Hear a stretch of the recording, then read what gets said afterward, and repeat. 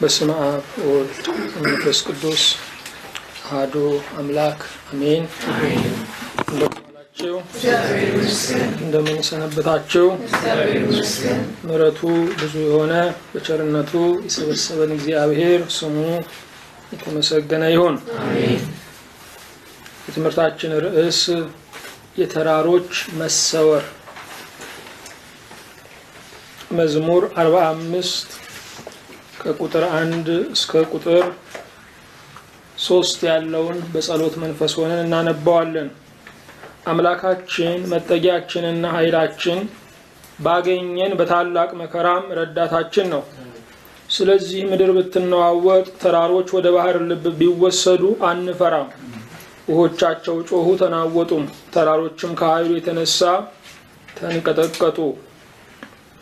አቤቱ አምላካችን ሆይ እናመሰግንሃለን። አንተ እግዚአብሔር ስለሆንክ መንግስት ያንተ፣ ኃይልም ያንተ፣ ክብርም ያንተ፣ ምስጋናም ያንተ ስለሆነ እናመሰግንሃለን። ተወዳጅ እግዚአብሔር ሆይ በነፍሳችን ውስጥ የምትፋለስ በነፍሳችን ውስጥ የምትላወስ ንጹህ ፍቅር ስለሆንክ እናመሰግንሃለን። የተጨበጥ ከሀብታችን የተገኘህ መክሊታችን የምትኖር ወዳጃችን አንተ ስለሆንክ እናመሰግንሃለን። ከስፍራ መታጣት ከፍቅርህ መፈናቀል ከችሮታህም ስስት የለብህምና ጌታዊ ተመስገን። እንዳንተ ያለ ማንም ስለሌለ በእውነት እናመሰግንሃለን። ሁሉንም የምትይዝ ጌታ እንደ ቸርነትህ ባሪያዎችህን ደግሞ እንድታግዘን ያየናቸው ነገሮች ሲሰወሩ ያላየንህ አንተ እንድትገለጽባቸው አቤቱ እንማልድሃለን። ስለ ሁሉም ነገር ያንተ ስም ብሩክ ይሁን። በሚመጣው ቃልህ ልባችንን እንድትደግፍ ቤታችንን እንድትሰራ ዘመናችንን እንድትቀድስ ቀሪው ዘመናችንን ሁሉ ደግሞ ለክብርህና ለማንነትህ ለስራህና ለዓላማህ ደግሞ እንድታውልን ጌታ ሆይ እንጠይቅሃለን። ተመስገን። በአንዱ ልጅ በኢየሱስ ክርስቶስ በእርሱ ያለ ክብር ጽላንተ ይገባል። ከእርሱ ጋራ ከመንፈስ ቅዱስም ጋራ ትክክል የሚሆን ዛሬም ዘወትርም ለዘላለሙ አሜን። ስለዚህ ምድር ብትነዋወጥ ተራሮችም ወደ ባህር ልብ ቢወሰዱ አንፈራም። ርዕሳችን ያደረግነው የተራሮች መሰወር የሚል ነው።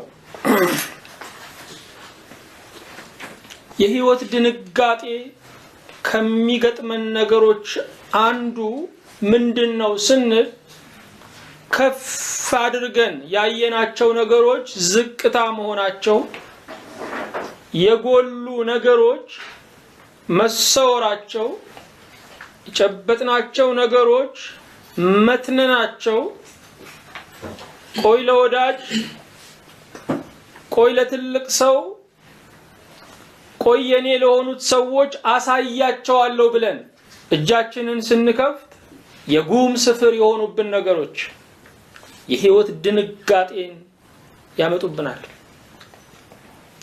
በህይወት ላይ ብዙዎች እየሮጡ ሄደው ይቆማሉ። በህይወት ላይ ብዙዎች ደፍረው ተናግረው ደፍረው መስክረው መልሰው ይሸማቀቃሉ። በህይወት ላይ አብዝተው ስላወሩለት ነገር ቀድሞ የሰሟቸው ሰዎች እንደገና እንዳይጠይቋቸው ይጠነቀቃሉ። ምክንያቱም ያ ነገር በስፍራው የለም። ያ የተወራለት ነገር፣ ያ የተመሰከረለት ነገር፣ ያ የተደነቀ ነገር፣ ያ እወቁልኝ ያልነው ነገር በስፍራው የለም። እነዚህ የህይወት መበርገግን ያስከትላሉ። ይልቁንም ተራሮች ተኝተንም ተቀምጠንም ከፍ ብለው የሚታዩ ናቸው። ተራሮች ከጣራችን ይረዝማሉ። ተራሮች በመንደራችን ካሉ ትልልቅ ቤቶች ይበልጣሉ። እጅግ ከፍ ያሉ ተራሮች እጅግ ከፍ ያሉ ጉብታዎች ተቀምጠንም ተኝተንም የሚታዩን የነሱ መሰወር ደግሞ የበለጠ ያስደነግጣል። በህይወት ውስጥ ከፍ ያለ ቦታ የሰጠናቸው ሲሰወሩብን፣ ለክፉ ቀን ያጨናቸው ራሳቸው ክፉ ቀን ሲሆኑብን አሁንም መደንገጥ ይገጥመናል። ወላጆች ልጆቻቸው እየባነኑ ሲያስቸግሯቸው ፖሊስ አይጠሩም። ወላጆች ልጆቻቸው እየደነገጡ ሲያስቸግሯቸው ሹም ጋር አይሄዱም። ለልጆቻቸው የሚያቀርቡት ነገር እኔ አለሁ ነው የሚሏቸው። ለአንድ ልጅ ድንጋጤ ፖሊስ መልስ አይሆንም። ለአንድ ልጅ መቃዠት ሹም መልስ አይሆንም። ለአንድ ልጅ መደንገጥ የመሳሪያ ክምችት እርጋታ አይሆንም። አለሁ የሚል ሕያው ህብረት፣ አለሁ የሚል ሕያው አለኝታነት እሱ ብቻ በድፍረት እንዲቆም ያደርገዋል። እግዚአብሔር በብዙ ድንጋጤዎቻችን ወደ ሹም አይመራንም። በብዙ መበርገጎቻችን ወደ ፖሊስ አይመራንም። በብዙ ድንጋጤዎቻችን የመሳሪያ ክምችት ወዳለበት ግምጃ ቤት አይሰደንም። አለሁ ይለናል። ህልውናው የድፍረታችን ምንጩ ነው። ቅዱስ ድፍረት ሁሉ፣ ቅዱስ ብርታት ሁሉ ከእግዚአብሔር አለኝታነት ውስጥ ይወጣል። እግዚአብሔር ይመስገን። በመጽሐፍ ቅዱሳችን ላይ ተራሮች በአዎንታዊ መንገድ፣ ተራሮች በአሉታዊ መንገድ ተጠቅሰዋል። ተራራ በመጽሐፍ ቅዱስ ውስጥ ከፍ ያለ ትርጉም ነው ያለው። በሀገራችን ደብር ሲባል ታውቃላችሁ፣ ተራራ ማለት ነው። አድባር ማለት ደግሞ ተራሮች ማለት ነው። ስለዚህ ተራራ ከፍ ያለ ትርጉም ያለው ከፍ ያለ ርዕስ ነው። ሰዎች በየቀኑ የሚጠሩት ነገር ነው። በመጽሐፍ ቅዱስ ላይ ብዙ ተራሮችን እናገኛለን። ተራራ በመዓት የተጨነቁ የሚያርፉበት ነው። የኖህን መርከብ ታስታውሳላችሁ።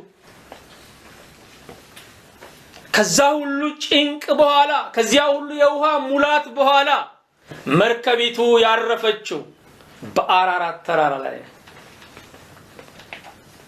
መርከቢቱ በዛ ተራራ ላይ በማረፏ ኖህና በዚያ ውስጥ ያሉት ተረጋግተዋል። ስለዚህ ተራራ በእግዚአብሔር መዓት የተጨነቁ የሚያርፉበት ሆኖ ተጠቅሷል። እግዚአብሔር ኖህን እንዴት እንደረዳው እስቲ ያስቡ። በኖህ ሕይወት ውስጥ ብዙ ነገሮች አሉ። ዛሬ በጣም የምንፈራቸው የምንሰጋቸው መርዛማና ኃይለኛ የሚባሉ እንስሳትና አራዊት ከእርሱ ጋር በምን ውስጥ ነበሩ? በመርከብ ውስጥ ነበሩ። ዛሬ በምድር ላይ ያሉት አራዊቶች በሙሉ በምስል ካልሆነ በስተቀር በአይን ልናያቸው ማንደፍራቸው ጨካኝ እንስሳት በሙሉ ከኖህ ጋር በመርከብ ውስጥ ነበሩ። እነዚህ ሁሉ ከገቡ በኋላ እግዚአብሔር ከበስተኋላው ዘጋበት ነው የሚለው። እግዚአብሔር ልክ እንደ አራዊት ካሉ ሰዎች ጋር አንዳንድ ጊዜ ይዘጋብናል።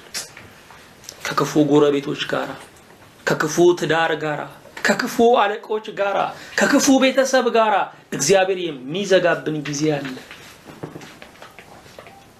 ክፉ ሰዎች የኛ ቅርጽ ማውጫ ናቸው። እግዚአብሔር ሕይወትን ያለማምደናል። የፈራነውን እያስነካ ያለማምደናል። ፈሪ ልጅን ወላጆቹ የሚያደርጉት ነገር ምንድነው ስንል ፍርሃቱን በማገዝ አይደለም የሚረዱት፣ የፈራውን ነገር እንዲነካው በማድረግ ነው። ልጁ ውሻ የሚፈራ ከሆነ ውሻውን እስኪነካው ድረስ ያደፋፍሩታል። እግዚአብሔር መበረገጋችንን አያግዝም። ያስበረገገንን ነገር እንድንነካው በማድረግ እንደ አራዊት ያሉ ጨካኞች ጋራ፣ ለስስታቸው ወደር ከሌላቸው ሰዎች ጋራ፣ ልባቸው ከማያዝን ጋራ፣ ፍቅር ዘርተንባቸው ጥላቻን ከሚያሳጭዱን ሰዎች ጋራ እግዚአብሔር የሚዘጋብን ጊዜዎች አሉ። አዎ ክፉ ሰዎችም ትምህርት ቤቶች ናቸው። ትምህርት ቤቶች ናቸው። እንደውም ከመልካም ሰዎች ይልቅ በዚህ ዓለም ላይ በጥንቃቄና በማስተዋል እንድንኖር የሚረዱን ክፉ ሰዎች ናቸው። ክፉ ሰዎች ናቸው ያዝረከረክነውን እንድንሰበስብ፣ የከፈትነውን እንድንዘጋ ጠንቃቆች የሚያደርጉን። ክፉ ሰዎች ናቸው ያለብንንና የሌለብንን ነገር እየነገሩን እንድንታረም የሚያደርጉን።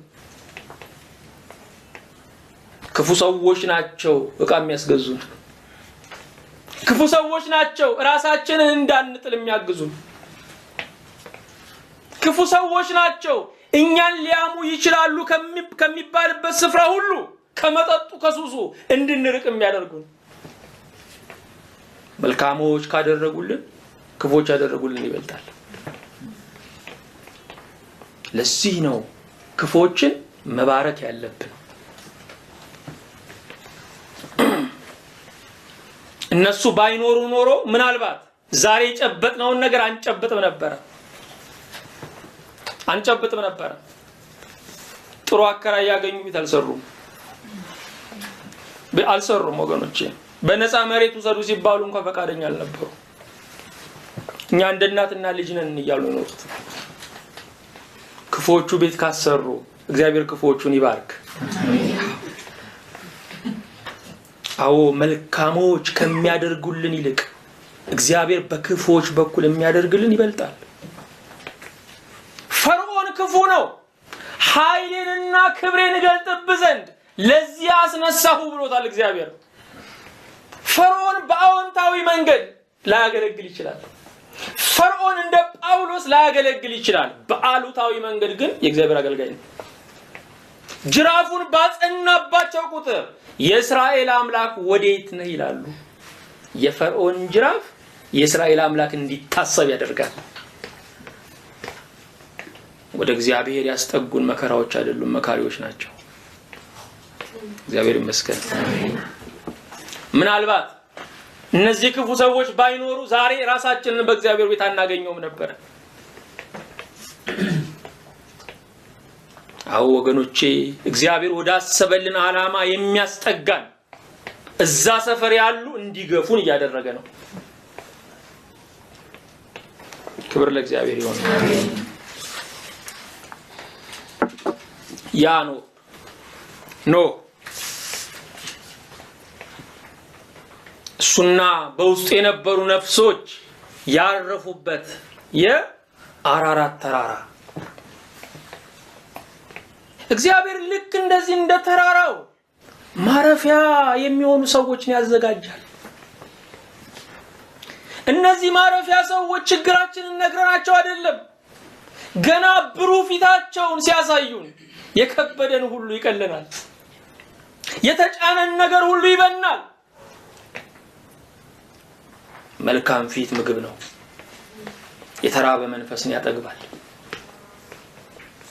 ወገኖቼ በዚህ ዓለም ላይ በብሩህ ፊት የሚቀበላችሁ አንድ ወዳጅ እንኳን ካላችሁ በጣም እድለኞች ናችሁ።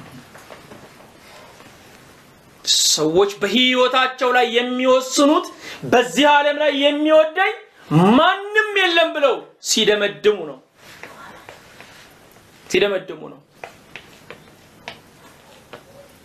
የሚወዳቸው ውሻ ያላቸው ሰዎች ሁሉ ራሳቸውን ከማጥፋት መለስ ብለዋል። እንኳን የሰው ፍቅር የውሻ ፍቅር ከሞት ይመልሳል። ስለዚህ በዚህ ዓለም ላይ የሚወዱን ሰዎች በብሩህ ፊት የሚቀበሉን አንድ ሰው ካለ የመኖር አምሮታችን እየጨመረ ነው የሚመጣው።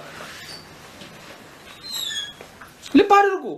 በህይወታቸው ላይ የሚወስኑ ሰዎች የሚወደኝ ሰው የለም ነው የሚሉት።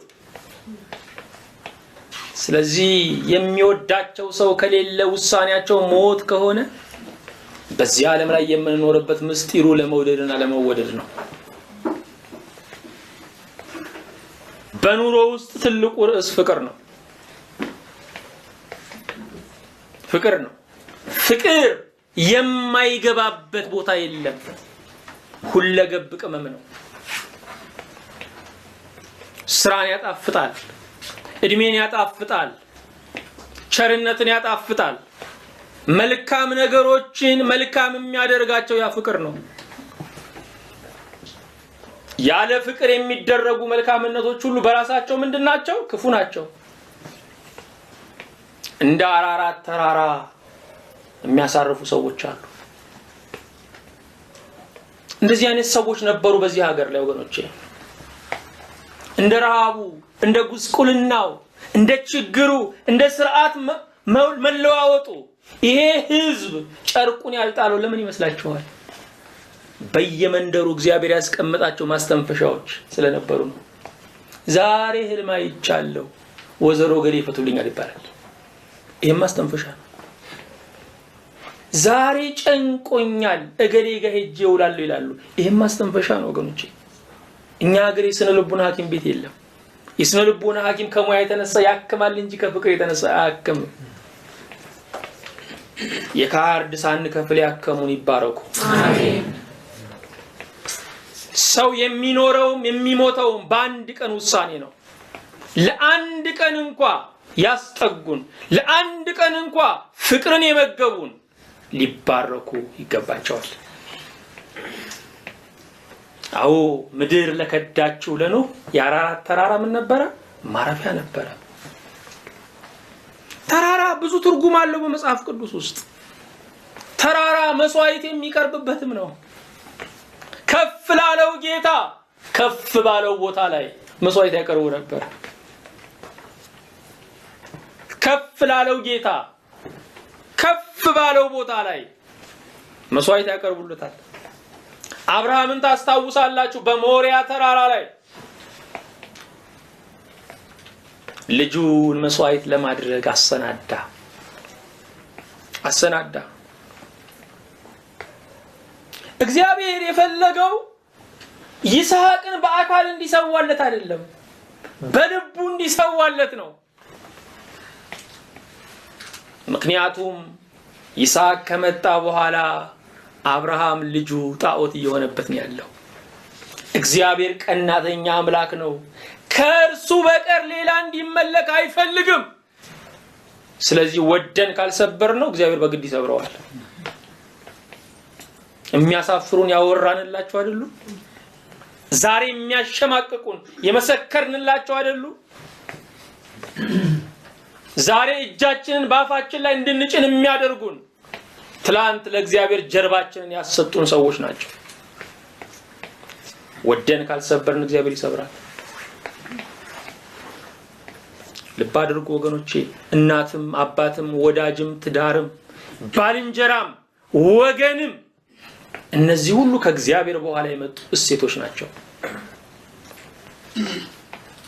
ሳንወለድ የሚያውቀን፣ ሳንጸነስ የሚያውቀን፣ ዓለም ሳይፈጠር የሚያውቀን የቀድሞ ወዳጃችን እግዚአብሔር ነው። አብርሃም ገባው። ስለዚህ ልጁን መስዋዕት ለማድረግ ጨከነ። መስዋዕትነት የሚጠናቀቀው ልብ ላይ ነው። ሌላው ሂደት ነው። ንስሐችን የሚጠናቀቀው ውስጣችን የተጸጸተ ሰዓት ነው። ለኛ ደስ እንዲለን ግን በእግዚአብሔር ፊት እንደባለላለን፣ እናለቅሳለን። እግዚአብሔር ስናለቅስ አይደለም የተቀበለን፣ ስናስብ ተቀብሎናል፣ ምሮናል። እግዚአብሔር ይመስገን። አሜን። ከጥያቄያችን አስቀድሞ የሚመልስ ከጩኸታችን አስቀድሞ የሚምረን አምላክ ነው። መስዋዕት ልብ ላይ ነው የሚያበቃው። ከ3 ቀን በፊት አብርሃም ልጁን እንደሰዋለት እግዚአብሔር ያውቃል። ከ3 ቀን በኋላ አፈጻጸሙን የቀረው ቢላዋን አነሳ፣ በልጁ ላይ ሊያጋድም ሲል ተዋለው። ምክንያቱም እግዚአብሔር እንደ አሕዛብ አማልክት የሰው መስዋዕት የሚቀበል አምላክ አይደለም። አንድ ልጅህን ለኔ አልከለከልክምና አለው። ልብ አድርጉ፣ የሞሪያ ተራራ ቀራንዮ ነው። በኋለኛው ዘመን ኢየሱስ ክርስቶስ ስለኛ ኃጢአት በመስቀል ላይ የዋለበት አካባቢ ስፍራ ነው። አንድ ልጅህን ለኔ አልከለከልክም ምን ማለት ነው? በውስጡ ያለው ቃል አንድ ልጅህን አልከለከልህም። አብርሃም አንድ ልጁን አግደርድሮ ነው የተወው። እግዚአብሔር አብ ግን አንድ ልጁን ለመግደርደር አይደለም የሰጠው፣ በእውነት እንዲሰዋን ያደረገው። ስሙ ይባረክ። አሜን። ቀራንዮን ታስቡ እንደሆነ በጣም የሚያስደንቅ ነገር ነው እዛ ላይ የምናየው። በጌታ ቀኝና ግራ የተሰቀሉ ወንበዴዎች አሉ። ከመካከል ደግሞ የተሰቀለው ማን ነው? ቤዛ ኩሉ ዓለም ኢየሱስ ክርስቶስ ነው። ጥንታውያን የሀገራችን ሰዓሊዎች እነዚህን ወንበዴዎች እጃቸውን ወደ ኋላ አድርገው ነው የሚስሏቸው። እሱ ብቻ እጆቹን ዘርግቶ ይታያል። ምክንያቱም እነዛ በበደላቸው ነው የተቀጡት፣ እሱ ግን ለቤዛ ነው የሞተው። እጁን መዘርጋቱ ቤዛነት ነው። በአገራችን የሚባል ነገር አለ፣ የመንታና ተንጋላ ትሞት ይባላል። አንዱ በዚህ አንዱ በዚህ ሲጠባ የምትገኘው ተንጋላ ነው። እሱ የመንታ እናት በመሆኑ እጁን ዘርግቶ ነው የተገኘው። እነዚህ መንታዎች አይሁድና አሕዛብ ናቸው። የመንታ እናት ክርስቶስ በመስቀል ላይ ተንጋሎ ነው የተገኘው። እግዚአብሔር ይመስገን። አሜን። እጆች በተዘረጉልን ቁጥር የኛም እርምጃ እየፈጠነ ነው የሚመጣው። ወዳጃችን እጁን በዘረጋልን መጠን እርምጃችን እየፈጠነ ይመጣል በተዘረጋ እጅ ውስጥ ለመግባት። የጌታ እጆች የተዘረጉት በችንካር ነው። ስለዚህ ፈጥነን ወደ እቅፉ መግባት ይገባናል። አብርሃም የእግዚአብሔርን ቀን ነው ያየው። ያ የእግዚአብሔር ቀን፣ እግዚአብሔር ለሰው የሰጠው ያ የእድል ቀን፣ ያንን የመዳን ቀን በምሳሌነት አየው በሞሪያ ተራራ ላይ። አዎ ተራራ በመጽሐፍ ቅዱስ ላይ ከፍ ላለው ጌታ ከፍ ያለ ነገር የሚቀርብበት ነው። ተራራ ሎጥ እንዲሸሽበት የታዘዘበት ነው።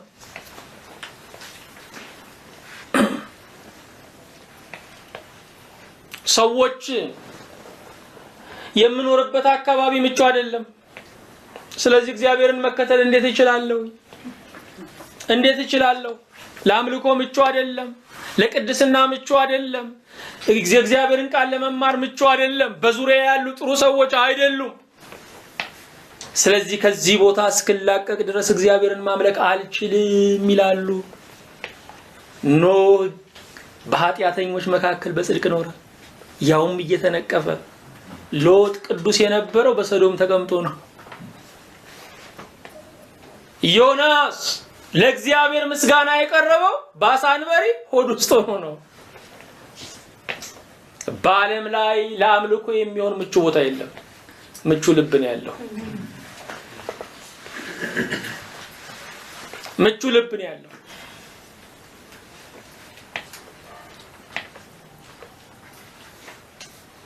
አዳም በገነት ነው የበደለው። ከገነት ምቹ ስፍራ የለም። ይህንን ሎጥ እግዚአብሔር ጻድቅ ነውና ከኃጢአተኞች ጋር እንዲጠፉ አልፈቀደም። ስለዚህም መላእክቱን ላከ፣ አፋጠኑት፣ ውጣ አሉት። ወደዚህ ተራራ ሸሽተህ አምልጥ አሉት። ከሚጠፋ ሕዝብ ጋር እንዳይጠፋ። ሎጥም ወደ ተራራ ሸሽቶ አመለጠ። እኛ ሸሽተን የምናመልጥበት ተራራ ምን ይሆን? የእግዚአብሔር ቤት። የእግዚአብሔር ቤት ወገኖቼ፣ በጭንቀት ስንማሰን፣ የራሳችንን ድምፅ እንደ ገደል ማሚቱ መልሰን ስንሰማ፣ ከራሳችን ጋር ስንጣላ ስንሟገት ብለን በእግዚአብሔር ቤት ቃሉን ስንሰማ ራሳችንን እንንቀዋለን። ቀኑን ሙሉ ትልቅ ጥያቄ ያደረግነው ያንስብናል። ጥያቄያችን በእኛ ፊት ትልቅ ነው፣ በጌታ ፊት ትንሽ ነው። አዎ በየቀኑ ልብ ባያበድረን ኖሮ በፍርሃት ሞተን ነበር። እግዚአብሔር በቃሉ ልብ ያበድረናል። አይዟችሁ ይለናል። አይዟችሁ ቀላል እንዳይመስላችሁ ወገኖቼ። እግዚአብሔር ማጽናናቱ ቀላል እንዳይመስላችሁ። ይሄንን ያጡ ብዙ ወገኖች አሉ። በምድረ በዳ የሚኖሩ ብዙ ወገኖች አሉ። የአይዞ ድምጽ የሚወጣው ከወዳጅ ብቻ ነው። አዎ ተራራ ሎጥ እንዲሸሽበት የታዘዘበት ነው። ይሄ ብቻ አይደለም። ተራራ ሙሴ ኪዳን የተቀበለበት ነው። ደብረ ሲና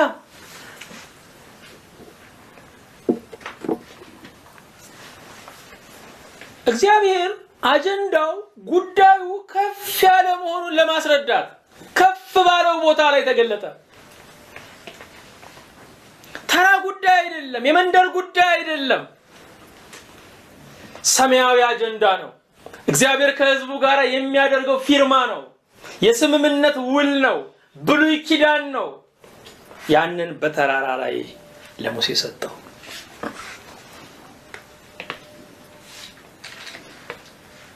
ምክንያቱም እግዚአብሔር ከሱ የሚመጣው ነገር ሁሉ ጊዜ በክብር እንድንቀበለው ይፈልጋል። በክብር እንድንቀበለው ይፈልጋል። ክብር ነው ጸጋን የሚያመጣ። የእግዚአብሔርን ነገር ስናከብረው ጸጋ እየፈሰሰ ይመጣል።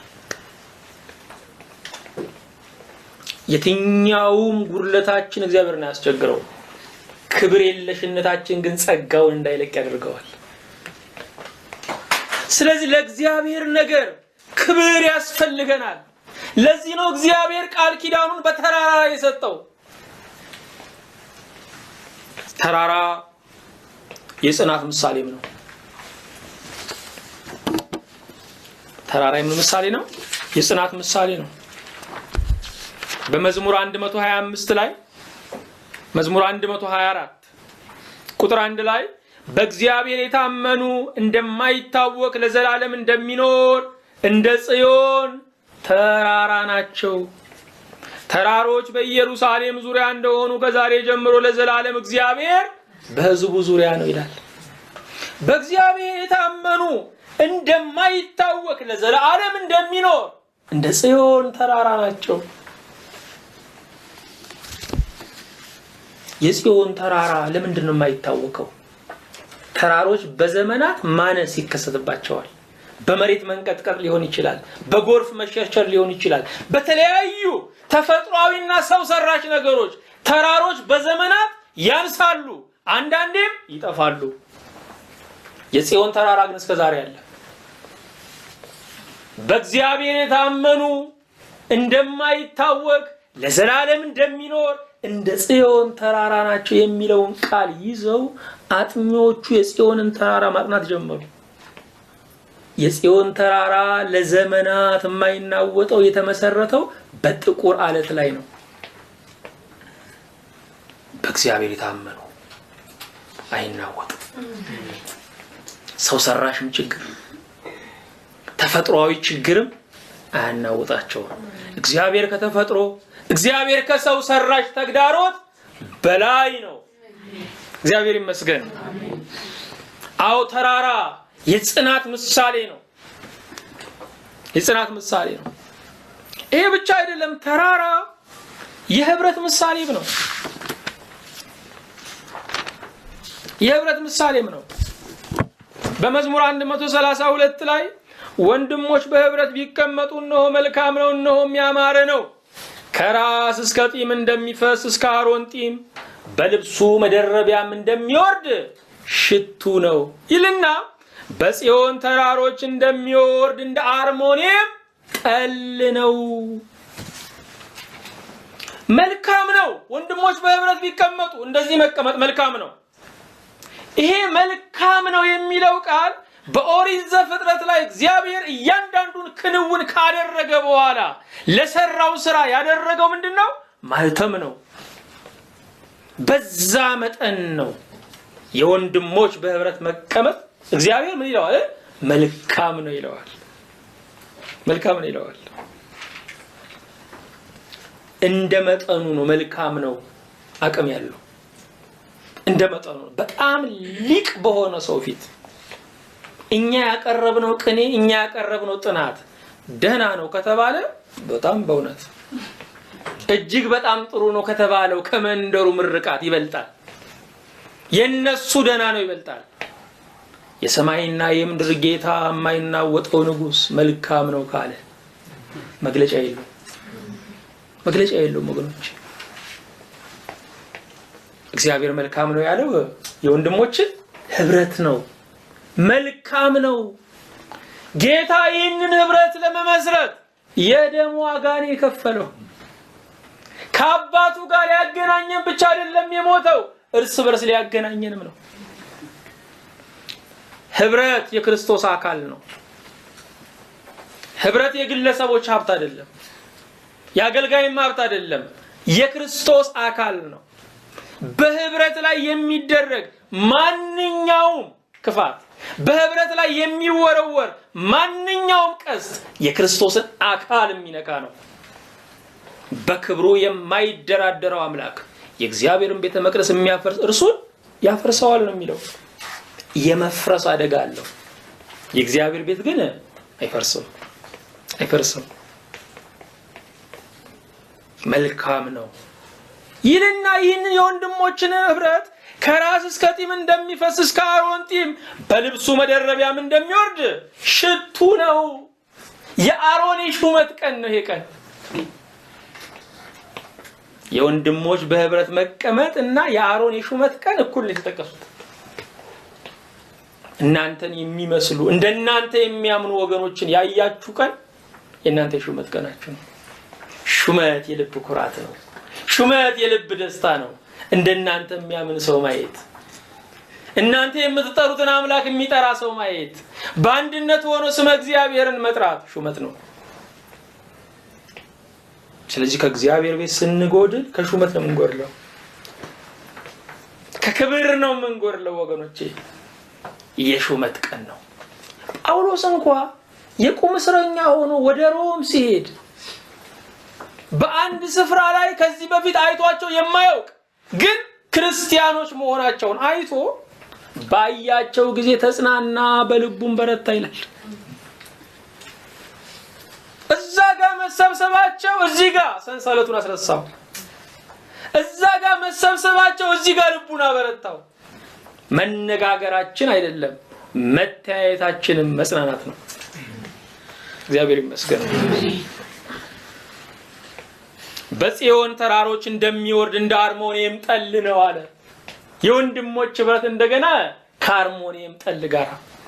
አርሞኒየም በጣም ጥቅጥቅ ያለ ደን ያለው ብዙ ዛፎች ያሉት አመት ከአመት ልምላሜ የማይለየው ተራራ ነው። የአርሞኒየም ጫፉ የበረዶ ግግሮች ያሉበት ነው። ስለዚህ ከአርሞኒየም ተራራ ላይ በረዶ ወደ ታች ሲወርድ ምን ይሆናል? ጠል ይሆናል። ጠሉ አንድ አቅጣጫ ይዞ ደግሞ ወደ ታች ወደ ቆላው በሚወርድበት ጊዜ ለሚጠጣው ነፍስን የሚመልስ ከጥማት የሚያረካ ከንዳድ የሚያላቅቅ ይሆናል። እንደ አርሞኒየም ጠል ነው። ዓለሙ ፍቅር በማጣት ተጨንቋል ወገኖቼ። እንደምን አደራችሁ አልቋል። በዘመናዊ ዓለም ላይ እንደምን አደራችሁ ስትሉ ቶሎ ወደ ጉዳዩ ግባልኝ የሚሏችሁ። እንዴት ነው ሰው አይባባልም። ምክንያቱም ቀጥሎ ከተነጋገረ ኢየሱስ ትረስ ከፍልል ነው። ሰዎች ላለመነጋገር፣ ሰላም ላለመባባል፣ ግን ወሬዎችን ያለ ሰላምታ ቶሎ ለመለዋወጥ ከብት እንኳን እንቧ ይላል። የከብትን ያህል እንኳን እንቧ የሚል ፍቅር ሰላምታ እያለቀን ያለው መሰልጠና ለምንመኘው እንደዚህ ለመሆን ነው የምንመኘው ወገኖቼ። እንደዚህ ለመሆን ነው የምንመኘው። ፍቅርን የተራበ ዓለም ነው። ጥሩ ሰላምታን ጥሩ ፊት እንኳን የተራበ ዓለም ነው። ስልጣኔውም ይሄንን እያገዘው ነው ያለው። የወንድሞች ህብረት ለበረሃው ዓለም እርካታ ነው። ልክኛን ሲያዩ እንዲህ አላለቀም እንዴ ሰው ለካ ዛሬም የሚዋደዳለ ወይ? እግዚአብሔር ለትንግርት ሊያስቀምጠን ይፈልጋል። ሰው አላለቀም እንዲባል ሊያስቀምጠን ይፈልጋል። እንደ ሰው ከሆነን ግን እግዚአብሔር ያዝናል። በዚህ ዓለም ላይ የምንኖረው እንደ ሰው ሳይሆን እንደ መንፈሳዊ ነው። በዚህ ዓለም ላይ የምንኖረው እንደ ሰው ሳይሆን እንደ መንፈሳዊ ነው። ይሄ ብቻ አይደለም ወገኖቼ፣ ጌታችን ያስተማረባቸው 3 ተራሮችም ትዝ ይሉናል። የብፁዓን ተራራ፣ የተራራው ስብከት የተሰበከበት ጌታ በተራራ ላይ ሆኖ ነው የሰበከው። ለምን? ከፍ ያለ የህይወት መርህ ነው። ስለዚህ ይህንን መልክዓ ምድራዊ በሆነው በተራራ ላይ ከፍ ብሎ አስተማረ። ዛሬ ለዚህ ነው መምህራን ከፍ ካለ ቦታ ተቀምጠው እኛ ዝቅ ካለ ቦታ ተቀምጠን የምንሰማው። የጌታ አብነት ነው። ከፍ ባለ ቦታ ላይ ተቀምጦ የተናገረው ቃል እግዚአብሔር ሰውን ሲፈጥረው እንዴት መኖር እንዳለበት ያለውን እቅድ ነው። ለዛ ከበደል በፊት ለነበረው ለአዲሱ አዳም የወጣ የኑሮ ዝርዝር ነው የተራራው ስብከት። አዳም በገነት ውስጥ ምድርን ነው ይኖራት። ጌታ ይህን ትምህርት ሲያስተምር በምድር ውስጥ ገነትን እንድንኖር ነው። በምድር ውስጥ ገነትን እንድንኖር ነው የሚያስተምረን። እግዚአብሔርን ለመከተል ጭው ካለ በረሃ መግባት አያስፈልገንም። ዱር መግባት አያስፈልገንም። በሰለጠነ ከተማ ተቀምጦ ዓለምን መናቅ እንደሚቻል አብነት መሆን አለብን። እየሰሩ እየለበሱም ጌታን መከተል እንደሚቻል አብነት መሆን አለብን። ቦታ ሰበብ ሆኖት ለጠፋው ዓለም አዎ ማደፋፈሪያ ምክንያት መሆን አለብን ወገኖቼ። መነኮሳት ገዳም መቀመጣቸው መልካም ነው። ከገዳም ይልቅ ግን ገዳሙ ኃይል የሚሞሉበት፣ የቃሉን ኃይል የጸሎት ኃይል የሚሞሉበት፣ ከተማው ግን የሚያስመልጡበት ሊሆን ይገባል። ብዙዎችን የሚያድኑበት ሊሆን ይገባል። እኛ ከተማ ስናያቸው እንበሳጫለን አይደለ? ለኛ ማንመርጠው ለነሱ እናዘላቸዋለን። አዎ ወገኖቼ የሚመንነው ልብ ነው፣ እግር አይደለም። ምክንያቱም ዓለም ያለችው ጂኦግራፊው ላይ አይደለም፣ ዓለም ያለችው ልባችን ውስጥ ነው። ስለዚህ ነው ጌታ ከዓለም እንድታወጣቸው አለምንም ከክፉ እንድትጠብቃቸው እንጂ አለ። ትልቁ ዓለም ክፉ ዓለም በልብ ውስጥ ነው ያለው። ጌታ በደብረ ታቦር እንደገና ክብሩን ገለጸ። በደብረ ታቦር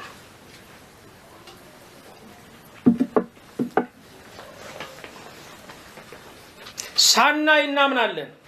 ቅዱስ አውግስጢኖስ እንዳለው ሳናይ ማመናችን ዋጋው ያመነውን ማየታችን ነው።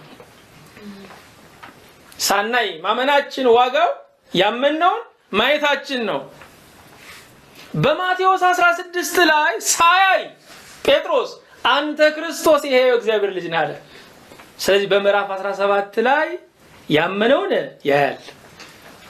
ለዚህ ነው ጌታ በደብረ ታቦር ክብሩን የገለጠው፣ የጴጥሮስን እምነቱን ሊያጸናለት። እግዚአብሔር ይመስገን። እናንተ መስክሩ እንጂ እሱ ይገለጣል። ሳታዩ መስክሩ፣ ሳታዩ እመኑ፣ ያመናችሁትን ታያላችሁ። ደብረ ታቦር ከሁሉ የሚበልጠው ሌላው ኮረብታ ቀራንዮ ነው። ያቺ የራስ ቅል የምትባል ስፍራ የራስ ቅል ነው አይደለም የሚለው ጎልጎታ። ያ የራስ ቅል የማን ቅል ነው? የአዳም መቃብር ነው። በትክክል አዳምን ለማዳን መምጣቱን ለመግለጥ። ይሄ ብቻ አይደለም፣ ያ ስፍራ ማዕከለ ምድር ነው።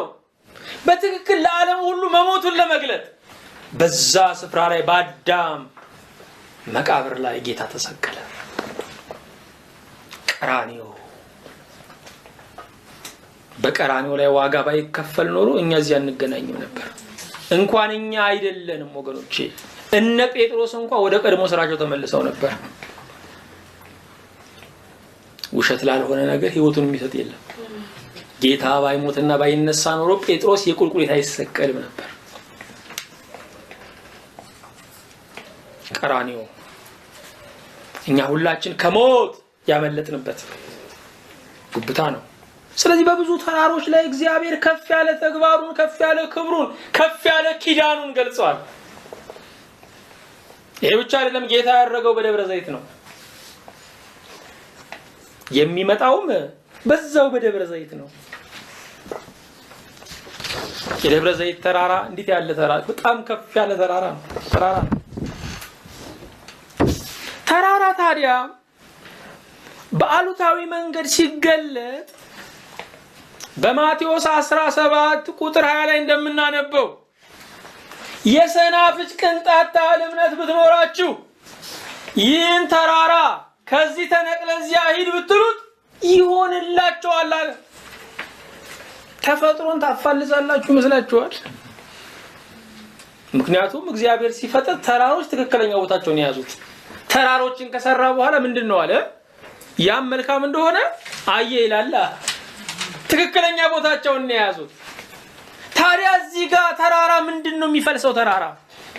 ተራራ ትልቅ ችግር ነው። የሰናፍጭ ቅንጣት ትንሽ እምነት ነው። በትንሽ እምነታችሁ ፊት ትልቁ ችግራችሁ ይገረሰሳል።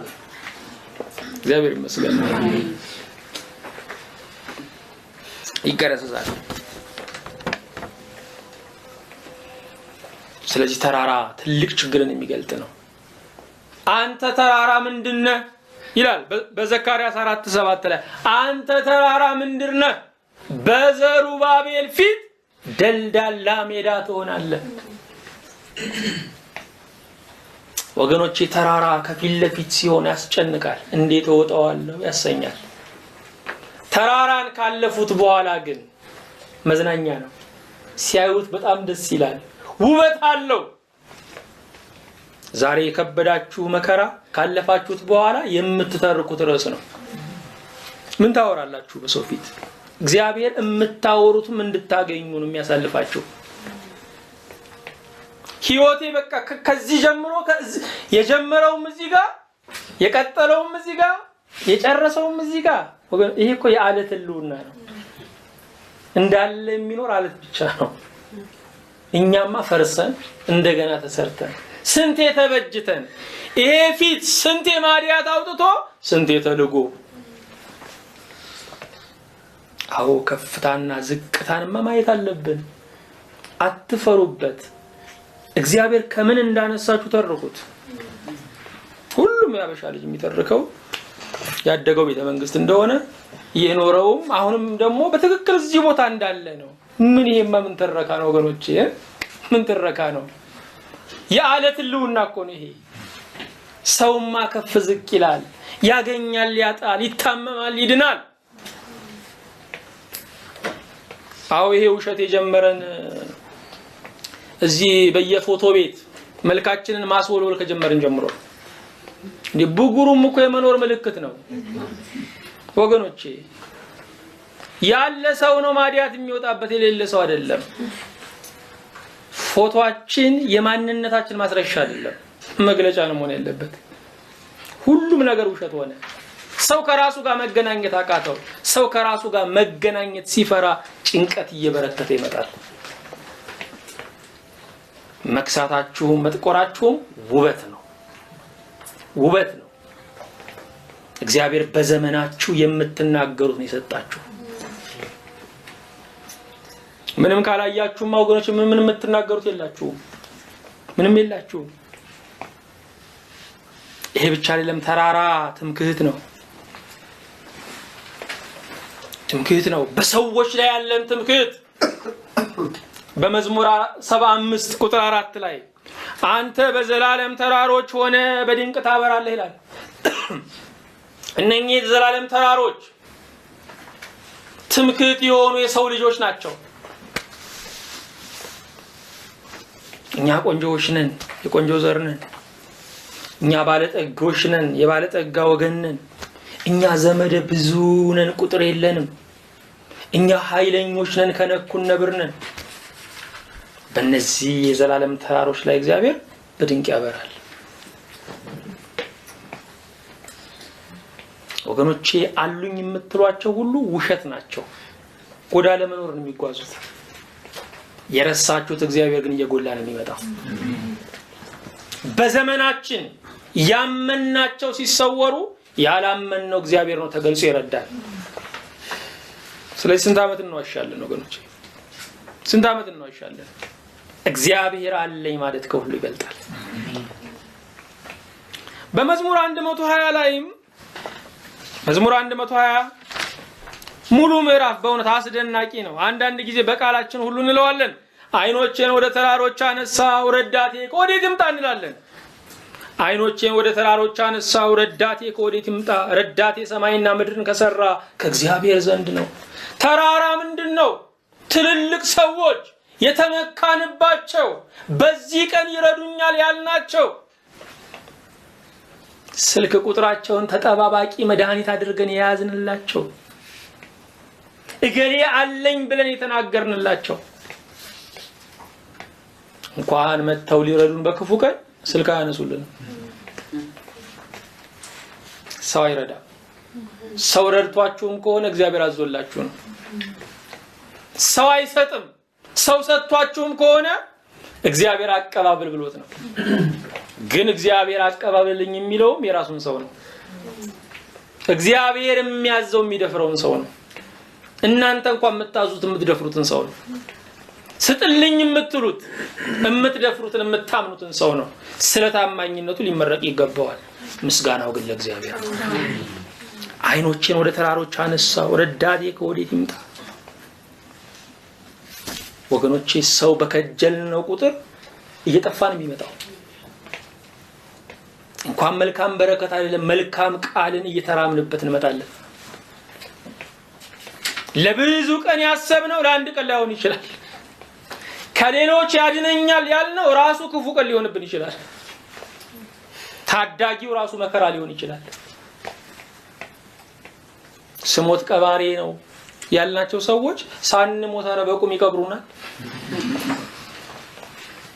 ዛሬ ብዙ ኤክስፐርቶች ናቸው ያሉት የቀብር በቁም መቅበር የሚችሉ። ፍቅራችን ቃል ኪዳን እያጣ ወገኖቼ ከገለባ ይልቅ እየቀለለ በማንኛውም ሰዓት ላይ ማንኛውንም ነገር ክፉ ነገር ለማድረግ ዝግጁ የሆንን ሰዎች ነው እየሆንን ያለን። ግን ጥንትም ዛሬም የሚያስመካ እግዚአብሔር ነው። ዘመኑ ስለተበላሸ አይደለም። የደግ ዘመንም ትምክህት እግዚአብሔር ነው። ወደ ርዕሳችን ስንመለስ መዝሙር 45 ቁጥር 2 አምላካችን መጠጊያችንና ኃይላችን ባገኘን በታላቅ መከራ ረዳታችን ነው። ታላቅ መከራ አይፈታተነው። ከኛ አቅም በላይ የሆነ ችግር ከሱ አቅም በታች ነው። እግዚአብሔር አቅቶኛል ብሎ ወደ በላይ ጽፎ አያውቅም። ከአቅሜ በላይ ነው ብሎ እግዚአብሔር ወደ በላይ ጽፎ አያውቅም። የበላይ የለማ ከሱ ውጭ መደምደሚያው ነው። እግዚአብሔር ጋር በእውነት ከመጣን የማንመለሰው ለምን ይመስላችኋል? መደምደሚያው ስለሆነ ነው። እግዚአብሔር ሲገኝ ሙከራ ይቆማል። እሱ እስኪገኝ ድረስ ሰው በሙከራ ዘመኑን ይፈጃል። እግዚአብሔር ይመስገን። እሱ ሰጥቶ አይደለም ነስቶ እንኳን መልስ ነው። ጳውሎስን ታስታውሳላችሁ። ከዚህ ደዌ ገላግለኝ እያለ ጸለየ። ኃይሌ በድካሜ ይገለጣል አለው። ጸጋዬ ይበቃሃል አለው። አረፈ። ልብ አድርጉ። እስከ 3ኛ ሰማይ ደርሶ የመጣ ሰው ህመም ያጠቀዋል። የገጠሙን ክፉ ነገሮች ከእግዚአብሔር ጋር ለመለያየታችን ምልክት አይደሉም። በሽታችን ሊሆን ይችላል፣ አለመሳካት ሊሆን ይችላል። እግዚአብሔር እኛን የመጥላቱ ማስረጃ አይደሉም። 3ኛ ሰማይ ደርሶ የመጣ ጳውሎስ ታማሚ ነው። ታማሚ ብቻ እንዳይመስላችሁ ብዙ ጊዜ ለምኗል። ይሄን ደዌ ያንሳልኝ ብሎ አይሆንም። ለምን እንዳልታበይ እኛን የሚያመን በሽታ ነው። እግዚአብሔርን የሚያመው ትዕቢት ነው። ከችግሮቻችን ሁሉ በላይ የሚያስፈራው ትዕቢት ነው ወገኖች፣ ትዕቢት ነው። በጸጋው እንዳይመካ፣ በመንፈሳዊ ደረጃው እንዳይመካ፣ በእውቀቱ እንዳይመካ ያ መውጊያ ተሰጠው። ከነጥያቄው እርፍ፣ ከነጥያቄው አገልጋይ ነው። እግዚአብሔር ይመስገን። የምታገለግሉት ጥያቄያችሁ በሙሉ ሲመለስ አይደለም፣ ከነጥያቄያችሁ የምታገለግሉት። የእግዚአብሔር አገልጋዮች ከነጥያቄያቸው ነው ያገለገሉት። ምክንያቱም አጀንዳው የወንጌሉ አጀንዳ ከጥያቄያችን ይበልጣል። ስለዚህ ምድር ብትነዋወጥ ተራሮችም ወደ ባህር ቢወሰዱ አንፈራም። ምድር የቆምንባት ነች፣ መቼም የማትከዳ ተብላለች፣ ገበናም ናት። እቺ የቆምንባት የጸናንባት ምድር ብትነዋወጥ፣ ተራሮች ደግሞ ወደ ባህር ልብ ቢወሰዱ ቢሰጥሙ፣ ከእይታ ቢሰወሩ አንፈራም። የሚያስፈሩ ነገሮች የማያስፈሩት ለምንድን ነው? እግዚአብሔርን ከያዘን ብቻ ነው። እግዚአብሔርን የያዘ ሰው በመቃብርና በሲኦል ላይ መፎከር ይችላል። እስከዚህ ያስመካል እግዚአብሔር። አዎ ተራሮች ቢሰወሩ እግዚአብሔር በዙፋኑ አለ። ተማምነን የቆምንባት ምድር ብትከዳ፣ መሬት ይክዳ ከባድ ነገር ነው፣ ከባድ እርግማን ነው። መሬት ይክዳኝም ከባድ መሐላ ነው። እንደ መሬት የሚችል እንደ መሬት የሚሸከም የለም። እንደዚህ የሚሸከሙን እንደዚህ የሚችሉን ቢከዱን እንኳን አንፈራም። ከፍ ያሉ በአርአያነታቸው ሊሆን ይችላል፣ በስልጣናቸው ሊሆን ይችላል፣ በረዳትነታቸው ሊሆን ይችላል። ከፍ ያሉ ሰዎች ከስፍራቸው ቢታጡ፣ የተማመንበት ርዕዮተ ዓለም ቢፈርስ፣ የተማመንባቸው ነገስታት ቢናዱ፣ የተማመንባቸው ባለጠጎች ባዶ እጃቸውን ቢቀሩ አንፈራም። ለምን? ተራሮች ሲሰወሩ እግዚአብሔር ይገለጻል። እግዚአብሔር ይመስገን። ትላንት የነበሯችሁን ነገሮች ብዙ ነገሮች አጣችኋል፣ ግን ትላንት ያልነበራችሁ ድፍረት ዛሬ በውስጣችሁ አለ። ዝም ብላችሁ ቁጠሩት። ተስፋ ያደረጋችሁት አለኝ ያላችሁት ነገር በሙሉ ብዙ ነገር የለም። ኖሯችሁ ያላገኛችሁትን ደስታ ሳይኖራችሁ እግዚአብሔር ሰጥቷችኋል። እናንተ ነበራችሁ እንደዚህ ተረጋግታችሁ የእግዚአብሔርን ቃል የምትሰሙት፣ ሰላምታን የማትታገሱ ነበራችሁ። እግዚአብሔር ውስጣችሁን ጸጥ ካላደረገ በስተቀር ጸጥ ብላችሁ መስማት አትችሉም። እግዚአብሔርን ማድመጥ የማረፍ ምልክት ነው። እግዚአብሔር ይመስገን። ተራሮች ቢሰወሩ እግዚአብሔር እያበራ ይመጣል። አዎ የዚህ ዓለም ነገር ከእይታ ወደ ህልም ነው የሚወርደው። እግዚአብሔር ግን ካለ መታየት ወደ መታየት ነው የሚፈጥነው። እግዚአብሔር ይመስገን። የጻድቃን ብርሃን የሚቸኩለው ሙሉ ቀን እስኪሆን ድረስ ነው። ጠዋት ብርሃኑ ይወጣል፣ እየጎላ እየጎላ እየደመቀ እየጋለ ቀትር ላይ ሙሉ ይሆናል። ፀሐይ አናት ላይ ትወጣለች። እግዚአብሔር ይመስገን። አናት ላይ ስትወጣ ጥላ የለም፣ አናት ላይ ሙሉ ትሆናለች። እግዚአብሔር በህይወታችን ማብራት ሲጀምር ሙሉ ቀን እስኪሆን ድረስ ብርሃኑ ይፈጥናል። ክብር ለስሙ ይሁን። አምላካችን ንጉሳችን እግዚአብሔር ባገኘን በታላቅ መከራ ረዳታችን አንተ ነህ። እናመሰግንሃለን። እግዚአብሔር የዘላለም አምላክ ሆይ በጣም ተስፋ ያደረግናቸው የተማመንባቸው ነገሮች፣ እሴቶች፣ ሰዎች፣ ከፍታዎች ጌታ ሆይ ቢሆኑ እንዳሰብናቸው ቢገኙልን ኖሮ ዛሬ አንተን ሁለንተናችን ለማለት አንበቃም ነበር። ጌታ እግዚአብሔር እነዚህን ጣዖቶች ገላግለ ዛሬ ሕያው አምላክ ስለሆንክልን እናመሰግንሃለን። አንተ መታፈሪያ ነህ። አንተ መልካም አምላክ ነህ። ጌታ ሆይ ያለ አጥር የተከለልንብህ ያለ ሆቴል የጠገብንብህ ጌታ ሆይ ባዷችንን እያለን በሙላት የኖርንብህ እንዲሁ ያስደሰትከን አንተ ነህ። እናመሰግናለን። እግዚአብሔር የዘላለም አምላክ ሆይ ዛሬም ተራሮች ቢሰወሩ እግዚአብሔር የዘላለም አምላክ ሆይ ዛሬም ከፍ ያሉት ጉብታዎች ሁሉ ደግሞ ወደ ባህር ልብ ውስጥ ቢጠልቁ ገንዘባችን ቢመናመን ጤናችን ቢመናመን ወዳጆቻችን ቢመናመኑ እግዚአብሔር አለን በዚህ ቀን ጥራን እንደርስልሃለን ለመቼ እንሆናለን ያሉን ሁሉ ደግሞ ለመቼም የማይሆኑ ቢሆኑ አንተ ግን በክብር አለ። አንተ ግን በከፍታ አለ። አፈር ለሆነው ለሰው ልጅ ጌታዊ ፍቅርን ብቻ እንድንሰጥ እምነታችንን በአንተ ላይ እንድናደርግ እርዳን። ሁሉንም የምትይዝ ጌታ ሆይ ተመስገን። ዛሬ የመታመን ዳርቻ ሆነልን። በአንድ ልጅ በኢየሱስ ክርስቶስ በእርሱ ያለ ክብር ጽላንተ ይገባሃል። ከእርሱ ጋራ ከመንፈስ ቅዱስም ጋራ ትክክልም ይሆን ዛሬም ዘወትርም ለዘላለሙ አሜን።